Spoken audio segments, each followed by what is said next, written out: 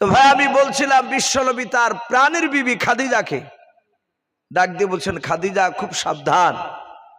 বলে কেন? ওগো আমার স্বামী। বলে খাদিজা আমি জান্নাতে গিয়েছি, জাহান্নামে গিয়েছি। আমি জাহান্নামে দেখেছি পুরুষের তুলনামূলক নারীরা জাহান্নামে, তাদেরকে অনেক কষ্ট দেওয়া হচ্ছে। এই খাদিজা, তুমি ভেবো না যে আমার স্বামী পয়গম্বর রাসূল বলে কবরে আমার কোনো হিসাব হবে না, আমার কিছু হবে না, এটা ধারণা করো না, এটা ভুল হবে। এই খাদিজা, আল্লাহর কোরআন এবং আমি রাসূল যেভাবে চলতে বলছি সেইভাবে তুমি চলবা। খাদিজা চলতেন কি চলতেন না? কথা বলে চলতে। আমরা হাদিসে পড়েছি দুনিয়ার বুকে 10 জন নারী আর পুরুষকে নবী আমার জান্নাতের খোঁজখবরি শুনিয়েছিলেন, তার মধ্যে থেকে খাদিজাতুল কুবরা উনি একজন। নবী আমার বলেছিলেন, খাদিজা তুমি জান্নাতি। এভাবে নারী আর পুরুষের নাম নবী আমার 10 জনের করেছিলেন। হাদিসে এটাও এসেছে আল্লাহ রাব্বুল আলামিন দুনিয়ার বুকে 2টো নারীকে সালাম পাঠিয়েছিলেন জিবরিলের মারফতে, তার মধ্যে থেকে খাদিজাতুল কুবরা তিনি একজন ছিলেন। বলুন আলহামদুলিল্লাহ। তাহলে যে আল্লাহ খাদিজাকে সালাম পাঠায় সে খাদিজা, সে দামি না ওয়াদামি? কথা বলেন বাপ, চরম দামি। আর সেই খাদিজাকে বলেন, খাদিজা সাবধান, জাহান্নামের আগুন চরম ভয়ঙ্কর। আমি দেখেছি জাহান্নামে নারীদেরকে অনেক শাস্তি দেওয়া হয়েছে। আল্লাহর নবী জনাবি মুহাম্মদ রাসূলুল্লাহ সাল্লাল্লাহু তাআলা আলাইহি ওয়াসাল্লাম নবী আমার খাদিজাকে কথাটা বলার পর আল্লাহর নবী বাড়ি থেকে বেরিয়ে মসজিদে গিয়েছেন বাবা ইবাদত করার জন্য। সাহাবারা জানতেন নবী আমার কলমার দাওয়াত দেওয়া বন্ধ হয়ে গেলে বাড়িতে বেশি নবী আমার মসজিদে সময় কাটাতেন। আল্লাহর নবী বাবজি চলে গিয়েছেন মা খাদিজাতুল কুবরা রাদিয়াল্লাহু তাআলা আনহা। ঘর থেকে বেরিয়ে আঙিনাতে বাবজি বসে পড়লেন। অনেকে আমরা উঠোন বলি, ওই আঙিনাতে খাদিজাতুল কুবরা তিনি বসে বসে বাবা চিন্তা করতে করতে হঠাৎ করে খাদিজা আল্লাহ বলে চিৎকার করে বাবজি আওয়াজ দিয়ে উঠলেন। আল্লাহর কলিজা নবীজির কলিজা টুকরা বিটি হযরত মা ফাতেমা জোহরা রাদিয়াল্লাহু তাআলা আনহা কয়েক বছরের বাবজি বেটে ঘর থেকে বাবজি মার কান্না শুনে দৌড়ে বেরিয়ে আসলেন। আসার পর দেখেন খাদিজাতুল কুবরা চিৎকার করে কান্না করতে করতে মাটিতে বেহুশে বাবজি পড়ে গেলেন। মুখ দিয়ে বাবজি ফেফড়া উঠতে লাগলো। আল্লাহর নবী জনাবে মুহাম্মদ রাসূলুল্লাহ সাল্লাল্লাহু তাআলা আলাইহি ওয়াসাল্লামের কলিজার টুকরা বেটি ফাতেমা মা খাদিজার কাছে এসে হাত দুখানা ধরে বলেন, মা তুমি কেন কাঁদতে কাঁদতে বেহুশে পড়ে গেলে বলো। কয়েকবার ডাকলেন, মার ডাকের যে কোনো সাড়া পেলেন না। খাদিজা একেবারে নিস্তব্ধ হয়ে গিয়েছেন, জবানটা বন্ধ হয়ে গিয়েছেন। ফাতেমা জোহরা আর থাকতে পারলেন না, সোজা দৌড়ে চলে গেলেন আব্বা কোথায় আছে। উনি জানতেন আব্বা বাড়ি থেকে কলেমার দাওয়াত যদি বিদেশে না যেতেন, বেশিরভাগ মসজিদে গিয়ে নামাজের সময় কাটাতেন। ফাতেমা জোহরা রাদিয়াল্লাহু তাআলা আনহা দৌড়ে গিয়ে দরজার কাছে গিয়ে মসজিদে সালাম দিলেন, আসসালামু আলাইকুম ইয়া আহলাল মসজিদ। সালাম দিয়ে আল্লাহর নবীজির কলিজার টুকরা বিটি মসজিদে নববীর দরজার কাছে দাঁড়িয়ে ডাক দিয়ে বলেন, আব্বা তাড়াতাড়ি নামাজটা সমাপ্ত করুন।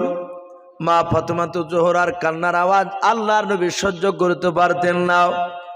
আল্লাহর নবী এত ফাতেমাকে ভালোবাসতেন বাবা, এই আল্লাহর নবী জনাবে মুহাম্মদ রাসূলুল্লাহ সাল্লাল্লাহু তাআলা আলাইহি ওয়াসাল্লাম তাড়াতাড়ি নামাজটা সমাপ্ত করলেন। ডান দিকে বাম দিকে সালাম ফিরে বলেন, মা ফাতেমা কেন ডাক দিলে বলো? ফাতেমা ডুকরে ডুকরে কাদার বলেন, আব্বা এখন আপনি তাড়াতাড়ি বাড়িতে চলুন। বলো কেন রে মা? বলে, আব্বা আমার মা খাদিজাতুল কুবরা মনে হয় এতক্ষণ আর পৃথিবীর বুকে জিন্দা নাই। আমার মাকে দেখলাম মা কান্না করতে করতে আগুনেতে বেহুশ হয়ে পড়ে গেল। ওগো আমার আব্বা, আমার মা যদি ইন্তেকাল করে যায় আমি কাকে মা বলে ডাকবো? আমাকে কে কোলে নিবে? আমাকে কে আদর করবে বলো?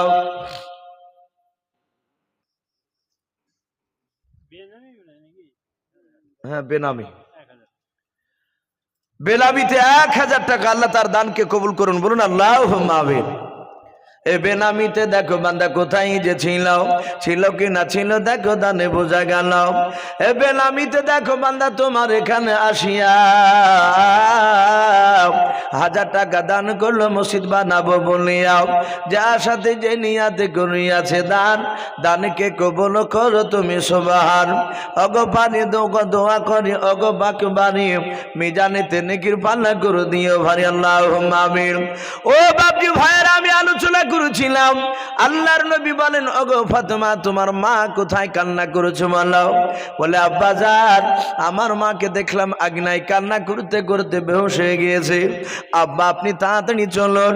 আল্লাহর নবী জনাবে মুহাম্মদ রাসূলুল্লাহ সাল্লাল্লাহু তাআলা আলাইহি ওয়াসাল্লাম ফাতেমার হাত দুখানা ধরে বাপজি বাড়িতে চলে গেলেন।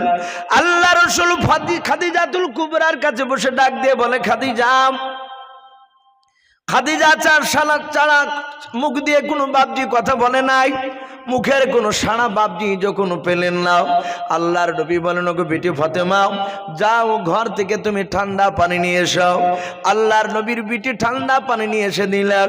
আল্লাহ দরদি নবী আমার পা থেকে মাথা পর্যন্ত আল্লাহ বলেছেন আমি গোটা নবীর শরীরখানা বরকত দিয়ে বানিয়েছিলাম, বলুন আলহামদুলিল্লাহ। আল্লাহর নবী এত বরকতময়, আল্লাহর নবীর রহমতের হাতের পানিখানা খাদিজাতুল কুবরার মুখে বাপজি ছিটা মারলেন। খাদিজার হুশ ফিরলো, জ্ঞান ফিরলো। আল্লাহর নবী দেখলেন খাদিজা জ্ঞান ফিরে আমার বাপজি ফুফরে ফুফরে কাঁদতে লাগলো। আল্লাহর নবী বলেন, খাদিজা ও খাদিজা তোমার কি হয়েছিল তুমি একটু বলো। এই খাদিজা তুমি কেন কান্না করেছো বলো? হযরত খাদিজাতুল কুবরা রাদিয়াল্লাহু তাআলা আনহা কান্না করতে করতে নবীর হাত ওখানা জুড়ে ধরে বলেন, ও প্রাণের স্বামী, ও আল্লাহর পয়গম্বর রাসূল, আমার এমন কিছু হয় নাই।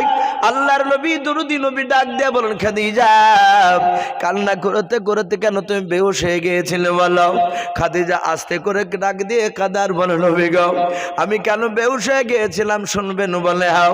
আল্লাহর নবী আপনি সকালবেলায় বললেন আমি রাত্রিবেলা মেরাজে গিয়েছিলাম।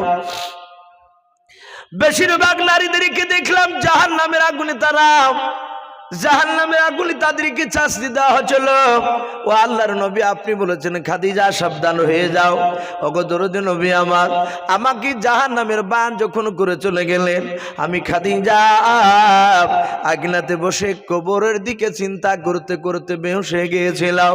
আল্লাহর নবী দরদি নবী আমার খাদিজাকে বুকের সাথে বাপজি জড়ে ধরলেন, আদর করে জোরে জোরে ডাক দিয়ে বলেন, ওরে খাদিজা এমন কি তুমি চিন্তা করেছিলে বলো? খাদিজা আল্লাহর নবীর চেহারার দিকে চেয়ে কেঁদে কেঁদে বলেন, ও নবী আপনি বলুন আপনার আগে যদি আমার ইন্তেকাল হয়ে যায় আপনি কি করবেন আমার বোনা?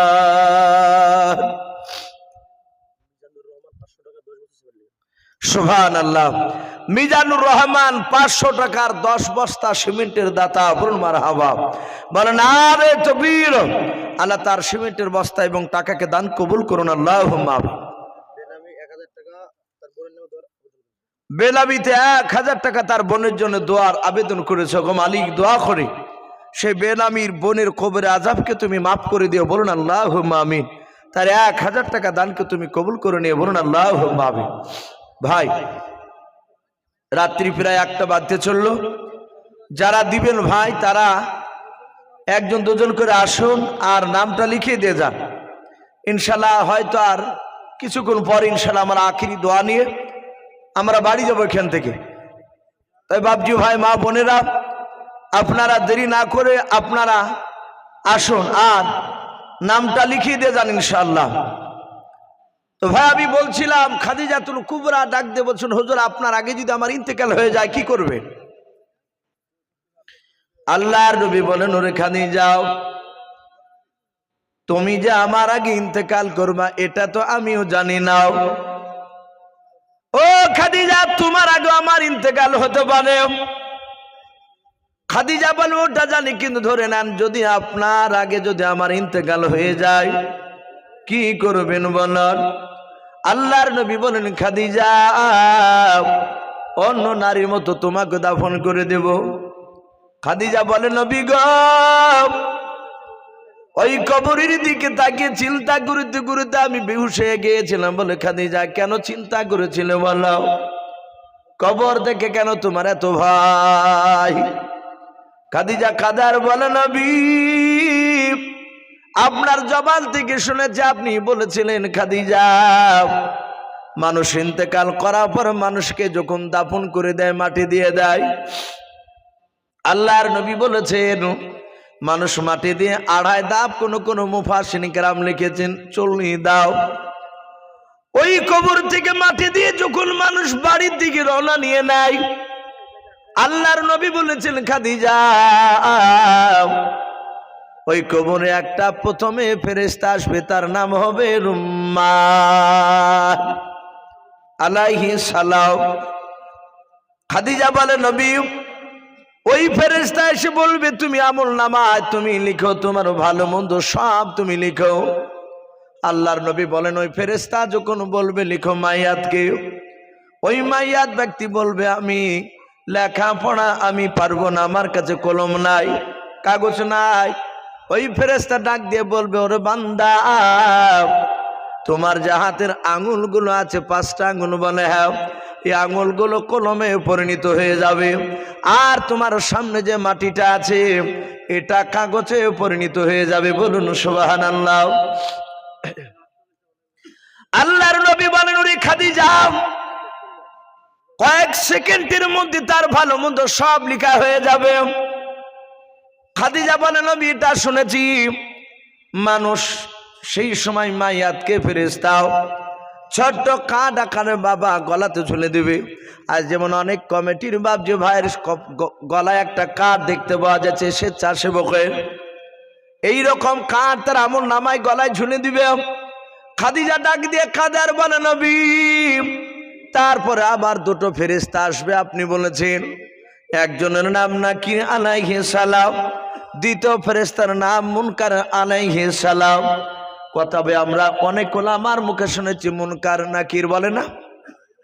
এই মুনকার নাকির আসার পর 3টা প্রশ্ন করবে মান রব্বুকা ওমা দীনুকা মান নাবিয়ুকা এই 3টা প্রশ্ন করবে। আল্লাহর নবী বলেন ওরে খাদিজা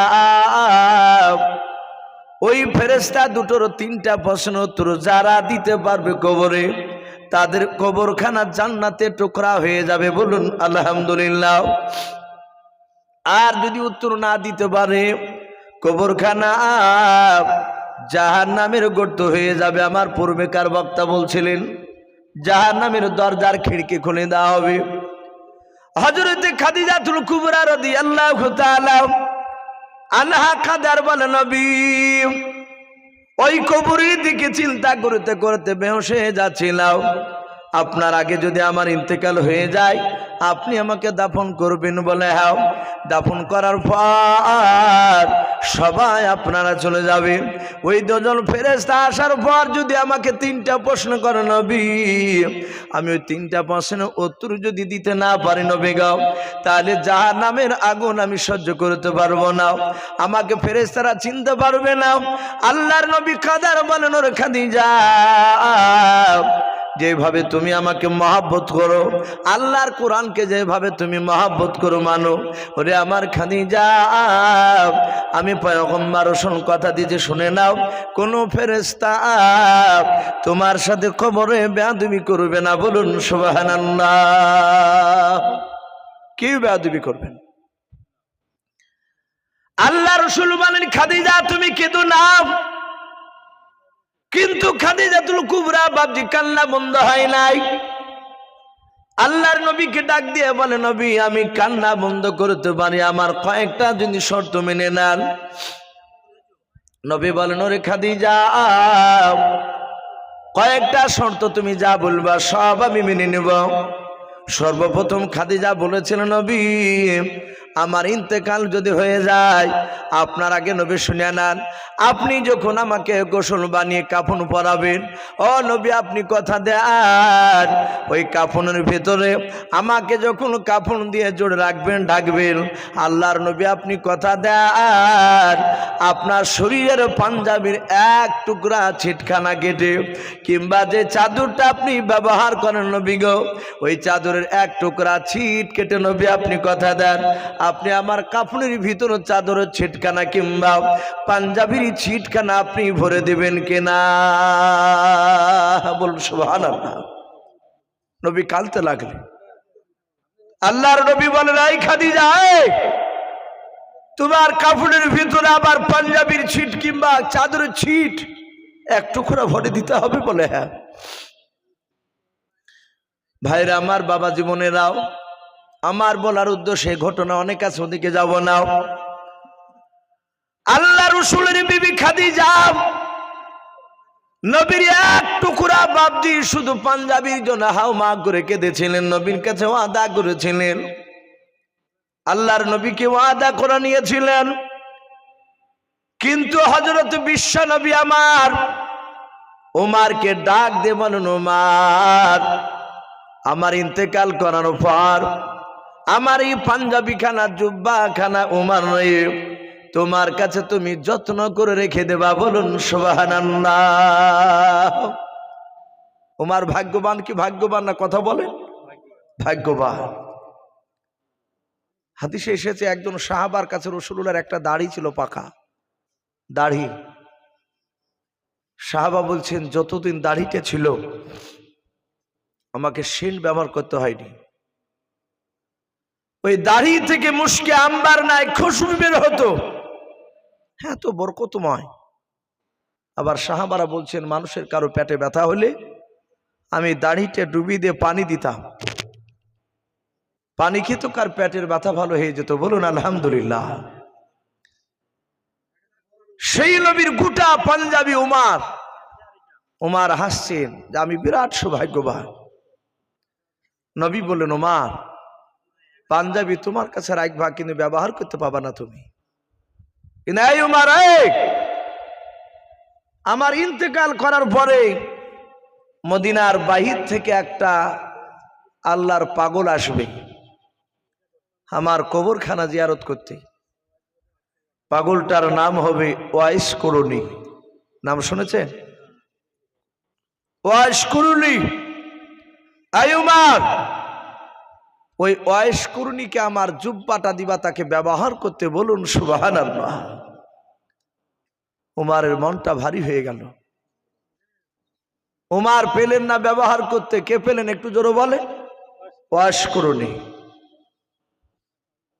তাহলে ওয়াইস করুনি এমন কি দামি লোক ছিল যে লোকটা রাসূলুল্লাহর পাঞ্জাবি পাচ্ছে? কিতাবে লিখেছে, ওয়াইস করুনি তার আব্বার খিদমত করার কারণে, তার মার খিদমত করার কারণে আল্লাহ তার মর্যাদা এত উঁচু করে দিয়েছিলেন যে রাসূলুল্লাহর জুব্বা বাবজি ব্যবহার করা তিনি অনুমতি পেয়েছিলেন। আজ আমরা এখানে অনেক যুবকেরা আছি, আমরা বাপ মার খিদমত করতে পারি না। একটা লোকে যদি 4টে ছেলে থাকে তো হিংসা হিংসি করে বাপকে দেখে না। একটা ছেলেকে যদি তার বাপ বেশি ভালোবাসে তো অন্য বিবিরে বলবে, তুমি ওই কি তার মার পেট থেকে জন্ম নিয়েছিল, তোমরা কি বাড়াওনি? কই তোমাদেরকে দেখতে পারে না? বলে কি বলে না? বলে। এ বুলিয়ে লাগান ভাঙান করিয়ে বাপ মাকে আর অসুখ হলে ডাক্তার দেখাতে যায় না।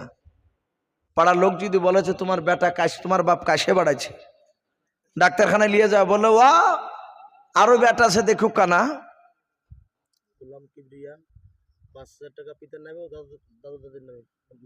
সুবহানাল্লাহ। গোলাম কিবরিয়া, নারে তাকবীর। তার বাপ মার নামে এবং দাদা দাদির নামে 5,000 টাকার দাতা, বলুন মারহাবা। আল্লাহ তাদের সকলের কবরটাকে নূর আলা নূর দিয়ে ভরে দিন, বলুন আল্লাহুম্মা আমিন।